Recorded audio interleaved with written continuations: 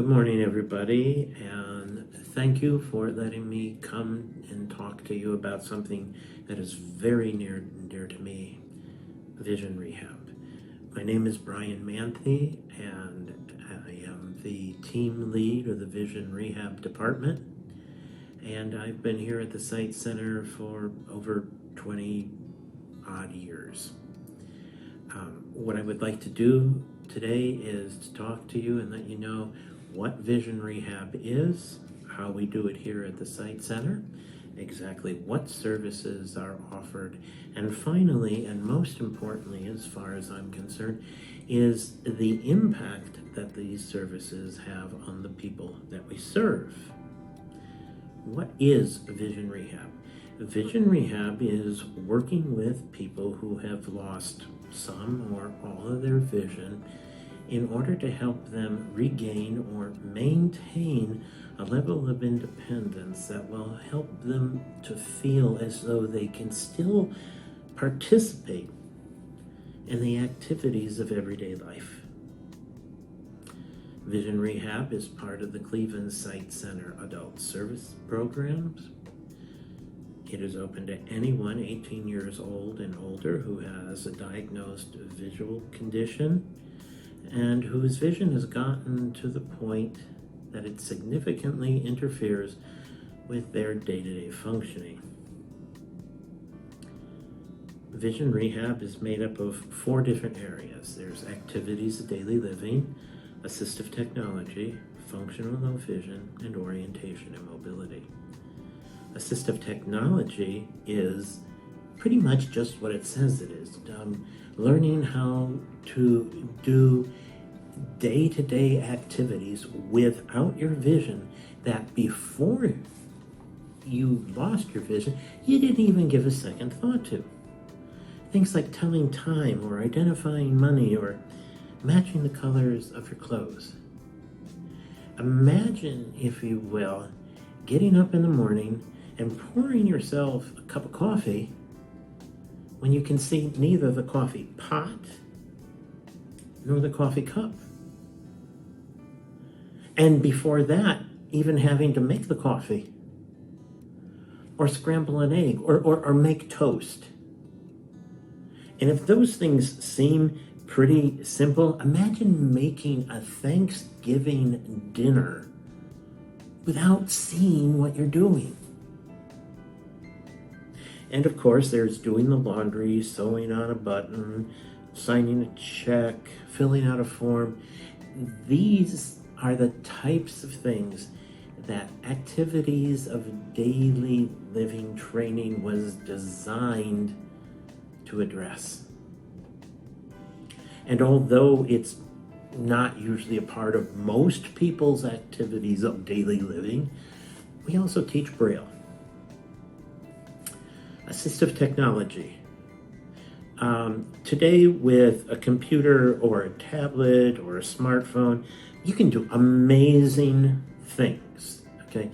You can arrange transportation, you can check your bank account, you can access your medical records, you can buy anything from groceries to automobiles. You can keep track of what is happening in the world. You can keep in touch with your friends and family, and you can even watch silly cat videos. Now, imagine doing any of that if you can't access a keyboard or a monitor. Can you imagine how isolating that would be? And if you happen to be one of these people who do all that on your phone, not only would it be isolating, it could be scary. Imagine that for some reason you're right in the middle of an emergency and you have your phone handy and you can't dial 911 because you can't see your phone.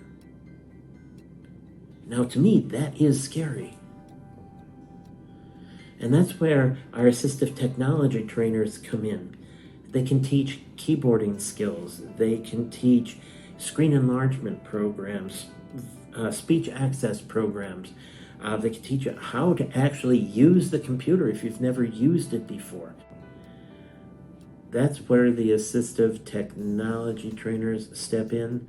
They can teach keyboarding skills, they can teach screen enlargement programs, speech access programs. They could even teach you how to use a computer if you've never used a computer before. They could show you accessibility features and specialized apps for your iPhone, for your smartphone, for your tablets. And you know, they could even make sure you can make a phone call. Okay, functional low vision. What is functional low vision? Well, the low vision part of it is working with people to help them use the vision they have as effectively as possible. The functional part is simply, it's not done in a clinical setting. Functional low vision assessment and training can be done either in somebody's house, in somebody's workplace, wherever that person needs to use their vision most effectively. We can do it there. Now, the low vision therapists work with these folks using magnifiers or magnifying systems, lights, filters, glare control, and contrast in order to help them use what vision they can to the best of their ability. And finally, orientation and mobility. And the best way I can come up with to describe orientation and mobility is to have you imagine, let's say your car is in the shop, but you need to go down to the drugstore to pick up a couple of prescriptions. So what you do is you walk outside, walk down the porch steps, head on down the street, cross a couple of intersections, and almost trip and fall because of a bump in the sidewalk, and you go, "Arr!"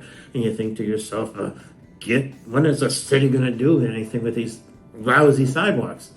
But you keep going, you stop at the light, you wait for the light to change, you cross the street, you walk across the parking lot, into the drugstore, to the back of the drugstore, to the pharmacy, and you pick up your prescriptions and you head on home. Simple enough. Now, rewind all that and make the same trip, but this time, do it without being able to see where you're going. And that is just a little bit of what orientation and mobility is all about. Now, if I were simply asked to talk to you about what Vision Rehab Services is, hopefully I have done that. But if that is all I did, then you wouldn't get the whole story. Because in my opinion, the most important part is how these services impact the people that we serve. And so if you just can bear with me a little bit longer, I would like to tell you a few stories that hopefully will bring that point home. Now, first story, I would like to talk about Miss G. And the reason I chose Miss G's story is because it is a very good example of it doesn't take much to make a big impact. Now, Miss G lost her vision suddenly. To have her describe it, she was sitting there watching TV, and then all of a sudden, everything went black. And not only that, shortly thereafter, she lost her significant other. And then she ended up with a whole bunch of major health issues that had her wind up in the hospital for quite some time. I met Miss G, and she was in a nursing home. And her health is such that she'll probably be in nursing care for the rest of her life. Her goals were relatively simple. She wanted to be able to tell time without always having to ask somebody, "What time is it?" And she also wanted to be able to sign her name on a straight line, so when all these people are throwing forms at her, she could sign her name and she'd know it was there. So we got her a talking clock, and She had no problem using it, and she was so happy about it. She says, I'm going to hide it in there's a nightstand, because she didn't want anybody to take it. So she was very happy.